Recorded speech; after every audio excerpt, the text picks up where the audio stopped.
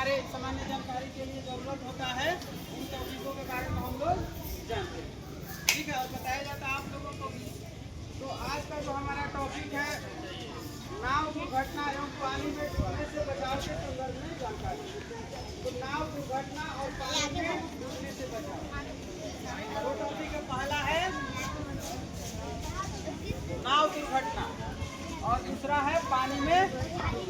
तो अभी के समय में ही क्यों बताया जा रहा है, क्योंकि अभी के समय में बारिश ज़्यादा होती है, बरसात का मौसम है तो बारिश ज़्यादा होती है और इसमें क्या होता है कि नदियों का जल स्तर जो है बढ़ जाता है और आसपास के इलाकों में फैल जाता है। तो क्या हो जाता है, बाढ़ आ जाती है। जैसे ही आसपास के इलाकों में पानी जमा हो जाता है, बाढ़ की संभावना बढ़ जाती है और जो हमारा सामान्य जनजीवन रहता है वो अस्त व्यस्त हो जाता है।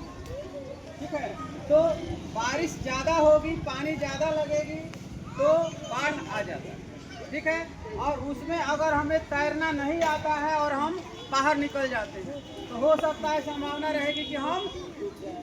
अगर रास्ता हमें नहीं पता है और पानी लगा है और हम निकल रहे हैं तो हो सकता है कि इस समय नाव की भी घटनाएं होती है, दुर्घटना होती है। क्यों?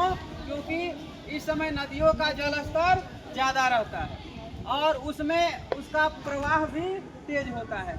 इसलिए जब जल स्तर ज़्यादा हो जाता है तो सरकार भी कहती है कि नदियों में नाव को मत ले जाएं, लेकिन कभी कभी बहुत ज़्यादा ज़रूरत हो जाती है तो नाव को ले जाया जाता है, लेकिन तेज प्रवाह के कारण नाव कभी कभी पलट जाता है। इसके अलावा कभी कभी क्या होता है, जब उसमें सामान्य से ज़्यादा सवारी बैठ जाते हैं तो भी क्या होता है, नाव में दुर्घटना हो जाती है, या फिर उसमें जो मशीन लगा रहता है वो अगर खराब हो जाता है तो भी नाव बैठ जाती है। तो इस तरह से नाव दुर्घटना हो जाती है। तो हमें, अगर हम नाव में बैठ रहे हैं तो सबसे पहले हमें ध्यान में रखना चाहिए कि नाव में जितने सवारी होने चाहिए उतने हैं कि नहीं। अगर उस इलाके में रह रहे हैं जहाँ पे बाढ़ हमेशा आती है तो उन क्षेत्रों में अगर हम रह रहे हैं तो हमें तैरना जरूर सीख लेना चाहिए।